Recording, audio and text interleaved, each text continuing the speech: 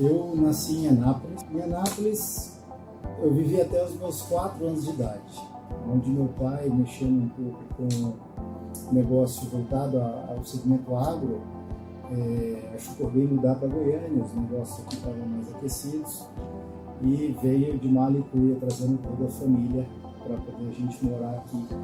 E é onde ele construiu a sede da empresa, e aí começou toda a trajetória profissional da família, que era com a Agromoto, uma empresa voltada para o segmento agrícola. Máquinas agrícolas, trabalhava muito com garimpo. Foi uma época que meu pai teve que se desdobrar muito entre viagens, enfim. Era uma época onde ele era muito ausente para conseguir criar a família. Teve que desbravar esses novos negócios, deixando muito a gente um pouco com minha mãe, aonde quando a gente lembra um pouco da infância, volta um pouco no tempo, era a pessoa que estava mais presente conosco. Minha mãe sempre se destacou por ser aquela protetora. Ela é uma mãe super protetora, super carinhosa, que entrega de coração, tira dela para dar para os outros. Essa parte humana da minha mãe é algo fora do comum. Nunca conheci uma pessoa com um amor tão grande no coração e essa necessidade de fazer pelos outros sem esperar nada em troca. Essa é uma característica latente que muda o nosso comportamento como família, e realmente ela não sabe o poder que ela tem com esse jeito dela de servir. Realmente isso é um dos significados que ela trouxe para a nossa vida impressionante. Na escola eu nunca fui o aluno perfeito, né? Eu era aquele aluno que estudava na medida para passar de ano. E engraçado, em casa sempre meu pai deu total liberdade para a gente, tanto nos negócios, na vida escolar, na criação como um todo. Lá em casa eu lembro que meu pai viajava muito e deixava a chave do carro na garagem. E aquela época de adolescente, os amigos, nossa, seu pai viajou e deixou a chave do carro, vamos pegar. E nós sempre fomos muito responsáveis por todo esse aspecto, talvez daí essa confiança. No meu segundo grau, eu lembro que já meio cansado, né, dessa vida de aula, escola e tal, eu resolvi parar no segundo ano, como os meus 2 irmãos mais velhos também pararam de estudar. E essa decisão, meu pai, eu lembro direitinho, ele só falou, filho, não tem problema, você só tem que ver o que você vai crescer para fazer da vida, e se você não vai estudar, é interessante que você trabalhe. E daí eu intensifiquei no trabalho. Comecei muito cedo, né? A gente começou a trabalhar eu comecei com 14 anos de idade e eu literalmente fiz de tudo. Comecei com um office boy, do office boy eu pulei para conhecer um pouco estoque, era estoque de peças, aquela infinidade de coisas.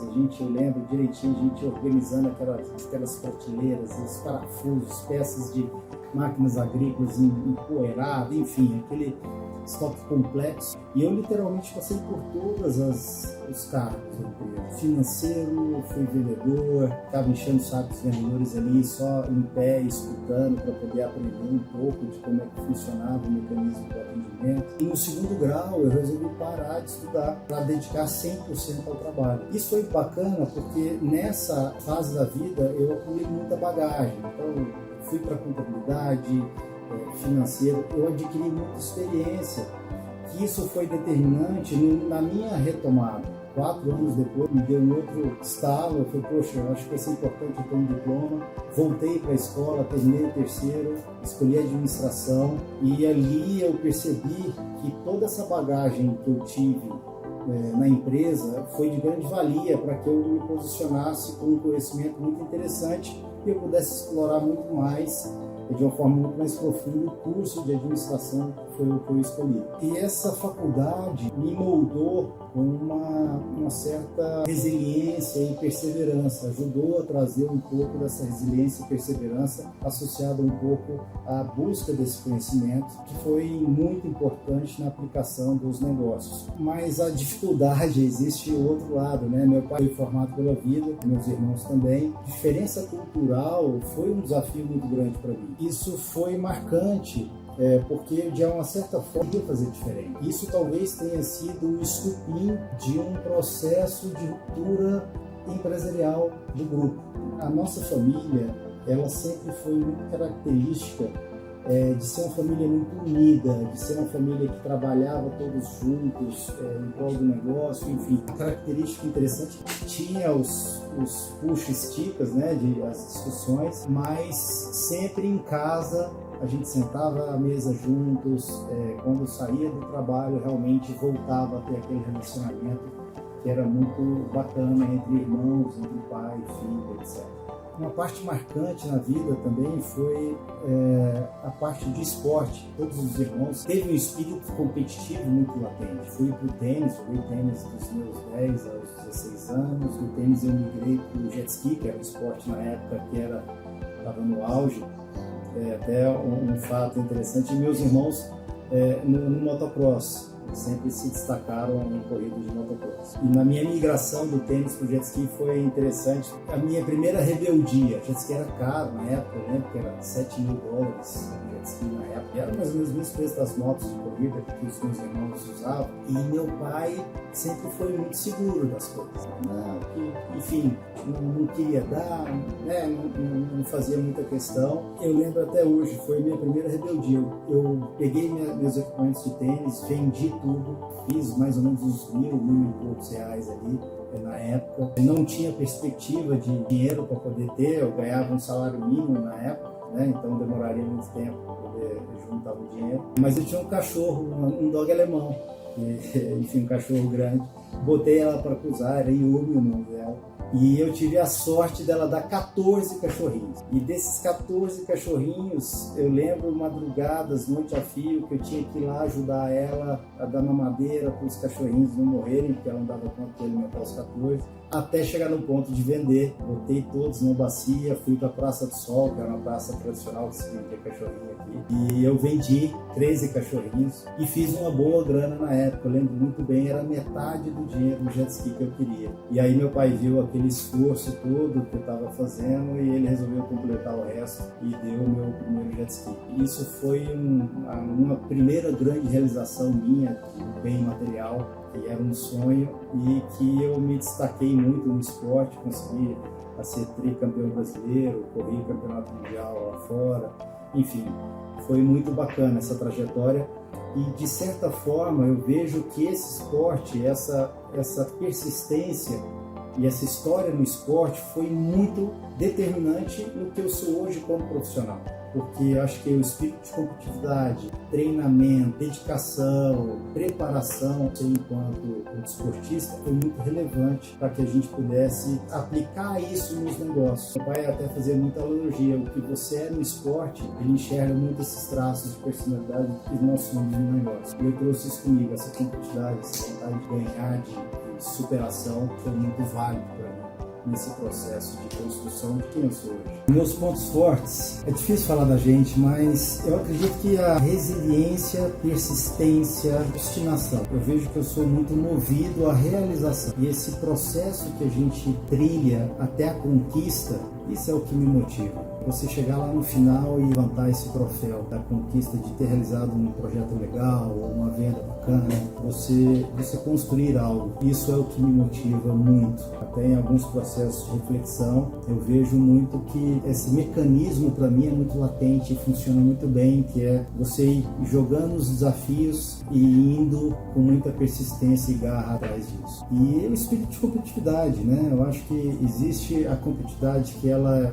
o ponto de equilíbrio da competitividade nos faz ir além. E uma ressignificação que eu tive ao longo da minha trajetória de negócios, eu levei vários tombos na vida, né? E eu tive ou qualidade ou deficiência, não sei te dizer, talvez os dois, mas eu sempre acreditei muito nas pessoas. E esse acreditar vieram também muitas decepções, mas interessante que essas frustrações me serviram de combustível para que eu pudesse dar aquela volta por cima e mostrar que realmente o negócio dependia muito mais de mim, do meu talento, de romper essa barreira negativa. Criaram vários percalços na minha vida profissional. Sem eles, talvez eu não conseguiria ter me despontado o tanto que nós despontamos hoje. Então, no final, a concorrência, eu consegui colocá-lo de uma forma muito positiva para que nos impulsionasse.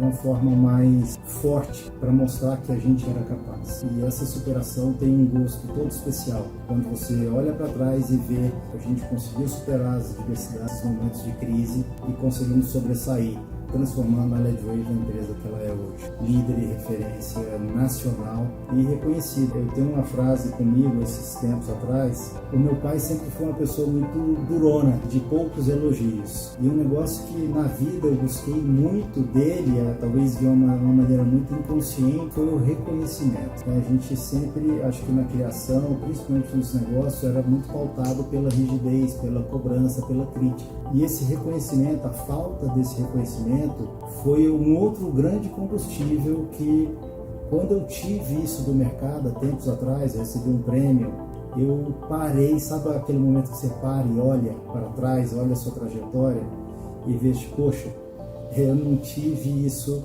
aqui em casa, mas eu tive do mercado. E isso teve um simbolismo muito grande para mim, muito forte. Foi ser reconhecido de uma forma nacional, vários profissionais do meio. Poxa, de uma certa forma é a grande chancela, né? De uma história que te trouxe até aqui. Para mim foi um grande prêmio, uma grande conquista. Sobre meus filhos, eu tenho comigo que, sem sombra de dúvidas, eles são o maior legado que nós pais podemos ter. É a continuidade da nossa vida, é o meu presente de Deus, né? Os meus presentes, meus 4 presentes de Deus. Comecei muito cedo, fui pai novo. Minha filha, hoje eu tenho 46 anos, minha filha a mais velha tem 19, fez 19 agora, já fazendo, estudando medicina, e o meu mais novo tem 5. E assim, acho que, poxa, não existe nada que seja maior, esse amor da paternidade. A única coisa que seja mais forte que a nossa própria vida, que se você, sem titubear, em qualquer situação, você daria a sua vida pelo seu filho. Não tem nada mais forte que isso. E eu sou suspeito, eu sou apaixonado por eles, em todo momento que eu tenho eu quero estar com eles. Mas engraçado que ao mesmo tempo existe o contraponto, né? Talvez na ânsia de gerar esse conforto, esse lastro familiar, os meus últimos 10 anos de trabalho, isso me dragou muito. Isso me fez estar um pouco ausente. Mas apesar da ausência, um negócio que eu sempre queria que eles tivessem muito de mim é esse contato físico, é esse abraço, é beijo, é eu me entregar realmente de coração naquele momento que eu estou com eles. Nessa nossa trajetória, nós somos muito marcados, a vida profissional nossa muito marcada com viagens internacionais. Eu acho que isso, de certa forma, serviu para abrir muito a nossa mente, conhecendo novas culturas, novos hábitos, e nós frequentamos sempre muitas feiras nichadas, feiras do negócio que a gente estava naquele momento. E ter contato com o mercado globalizado, e muitas China, Estados Unidos, a gente tendo um pouco dessa visão global, foi determinante para que a gente pudesse co-criar ou recriar o nosso negócio, entendendo de uma maneira mais sistêmica como é que esses nichos funcionavam em outros países, mundo afora. Alguns fatos marcantes, até o nosso início nesse negócio da LEDwave, ele se deu de um acaso muito interessante. Nós estávamos na China 12 anos atrás, tínhamos ido para a China para poder negociar algumas máquinas do segmento plástico, e estourou um vulcão na Europa. E esse vulcão, ele paralisou toda a malha aérea. Nós vamos fazer conexão pela Europa. E eu fiquei preso em Xangai. E fiquei lá 5 dias sem ter muito o que fazer. E fui bater perna pela cidade, ir para o subúrbio, áreas menos conhecidas, menos turísticas. Interessante que naquela época, 12 anos atrás, me chamou muita atenção o subúrbio, o caos. Aquele tanto de lojinha, de plaquinha, aquela necessidade de gente gritando, cada um fazendo suas firulas para chamar mais a atenção da rua, que parecia mais um formigueiro. Aquilo me deixou perplexo. Poxa, olha a necessidade de se fazer presente, cada um com seu negocinho. E o local que eu estava, que era em frente a Bend, né, que era Xangai, o Rio, a parte mais famosa de Xangai, tem aqueles arranha-céus, a parte moderna, futurista, e os prédios todos digitais já, naquela época. Do caos ao destaque. aquilo mexeu comigo de uma forma, foi, poxa, quando eu voltei para o Brasil, a primeira coisa que eu fiz foi vir atrás de uma empresa que trabalhava com o LED na época, com essa tecnologia, para que eu pudesse entender como é que o mercado estava funcionando no Brasil e como é que a gente poderia criar esse novo negócio. E nasceu daí essa oportunidade da gente co-criar e transformar a LEDWAVE com um negócio pequeno na época. Compramos a LEDWAVE, tinha praticamente 4, 5 funcionários, ela começou em Curitiba, um negócio muito pequeno ainda. Compramos parte dela, 2 anos depois compramos a totalidade e construímos com toda a nossa experiência esse mercado de Goiás, que foi um mercado que estava fomentando muita vinda de indústrias para Goiás, com incentivos tributários. A gente, com esse know-how e bagagem, nós construímos um projeto ímpar, que foi a idealização de montar a primeira fábrica SKD de assembly, de montagem, no Brasil, onde a gente foi destaque, ganhou todos os incentivos tributários e lei de fomento que o governo beneficiava até então as empresas que queriam investir aqui, transformando 2 anos depois já em líderes de mercado em função de toda a energia que a gente colocou nesse negócio. Eu costumo dizer que a gente fez 10 anos em 2. A gente fez muito, trabalhou muito afinco, com muita energia, para que a gente pudesse colocar a empresa em um outro patamar, curto espaço de tempo. E graças a Deus nós somos abençoados em ter esse feedback do mercado, tendo esse reconhecimento em um produto, era muita modernidade para ela. E hoje, 12 anos depois, ele vem se tornando o produto da vez. Hoje, eu costumo falar que é difícil você ter um projeto de retrofit de uma loja, da padaria da esquina ao estúdio de televisão, que não conceba LED, painéis de LED, como um processo de digitalização da comunicação visual. A LEDWAVE, eu costumo falar que ela é uma empresa de tecnologia. Hoje o nosso slogan é inovando experiência. Nós não somos mais uma empresa fabricante de painel, né? Isso você tem várias boas empresas no mercado. E o que a gente mais se destaca, o viés criativo. Eu tenho comigo que a criatividade sempre foi e será o motor do marketing. E hoje a gente usa isso como um lema para poder co-criar e trazer plugando outras tecnologias a esse veículo que é a tela, que é a comunicação visual digital. Que no final a tela te entrega o quê?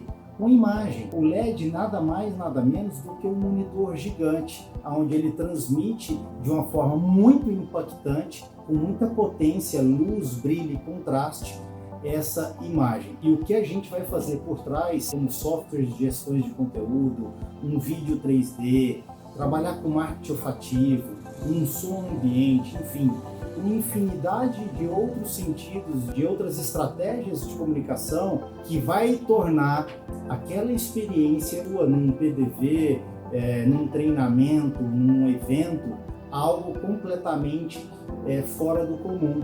E daí é onde acontece a magia da efetividade da comunicação, da entrega, do propósito. Esse processo de comunicação, ela tem que ser impactante, tem que trazer emoção, porque a emoção nas nossas vidas é a cola da memória de longa durabilidade. Hoje a LEDWAVE, ela trabalha com esse processo de comunicação visual em todos os aspectos. Eu costumo falar que é difícil você idealizar um formato que a gente não consiga criar essa tela, seja de uma forma de um triângulo, um quadrado, um cubo, um globo, enfim, vários projetos a gente conseguiu já desbravar em todos os níveis de aplicação, seja indoor, outdoor, chuva, praia, ambiente hostil, calor intenso, tudo que se imaginar hoje, a gente teve a satisfação de poder criar um projeto com essa diversidade de ambientes, trazendo um pouco desse processo da digitalização. Hoje, dificilmente você vai achar um nicho de mercado que não esteja buscando esse processo de digitalização. Farmácia, varejo como um todo, segmento de moda, shopping center, aeroportos, rodoviária, ponto de ônibus, relógios de rua, que a gente chama de mobiliário urbano,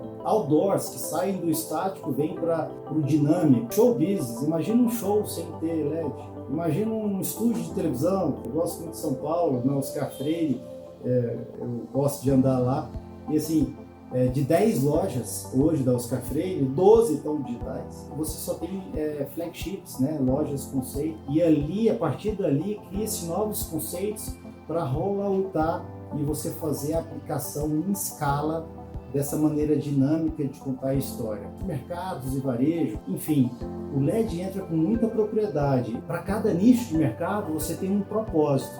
Por exemplo, farmácias e supermercados, eles investem pesado nos LEDs, nas telas digitais, para quê? Para tracionar a verba do trade, ativações, verba de lançamento de produtos, um dinheiro novo que não era possível antes da digitalização e agora passa a ser muito importante para o varejo e para a indústria enquanto lançamento, contar a história naquele local, que é o local de consumo shopper. Você vem para o segmento de moda, é você fazer esse cross, trazendo um pouco do desfile da moda, mostrando como cai bem aquela roupa, como é descolado aquele look, enfim, você trazendo um pouco desse desejo de consumo, do status da marca.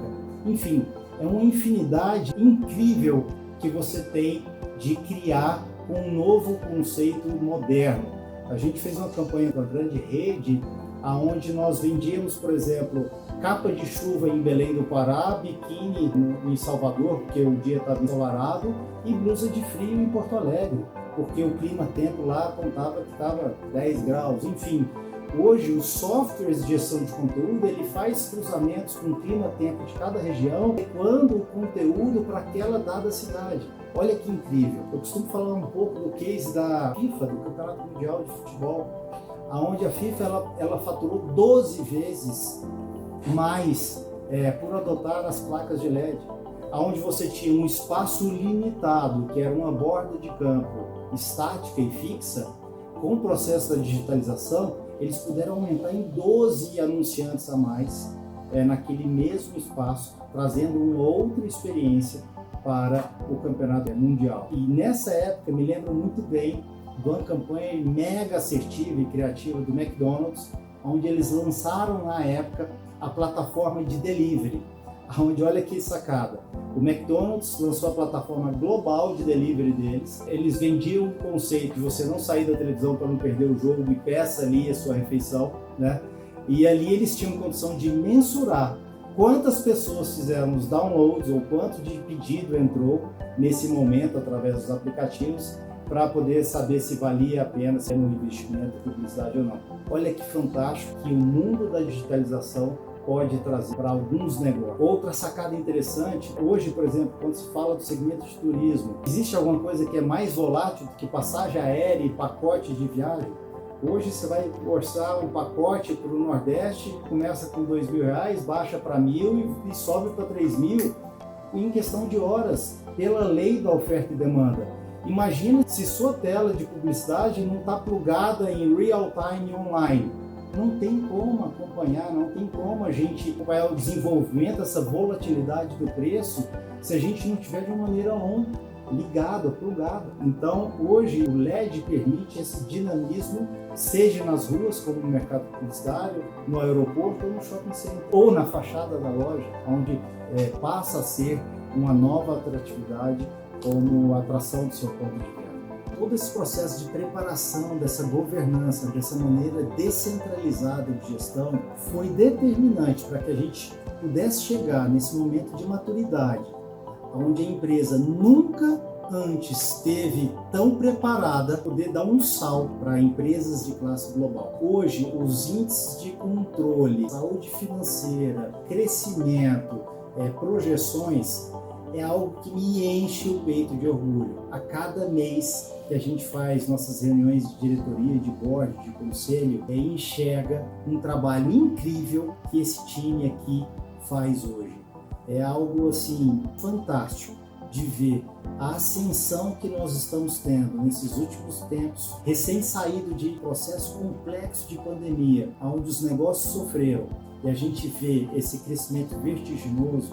É algo incrível, e eu não tenho dúvida que isso não seria possível sem esse time repleto de talentos incríveis, de pessoas fantásticas que hoje dão o sangue, literalmente, suam a camisa, poder trabalhar em prol desse sonho que hoje é a LEDwave. No final, é uma grande família de colaboradores, parceiros, clientes, que a gente consegue construir esse ecossistema tão próspero que é o que a gente faz hoje, com muito amor e carinho para os nossos clientes aí. Essa capacidade de inspirar, de trazer ideia, poxa, não tem nada que me realiza mais. Fazer parte de inspirar vários projetos grandiosos que a gente tem a dádiva aí de trabalhar e co-criar com os nossos clientes e parceiros.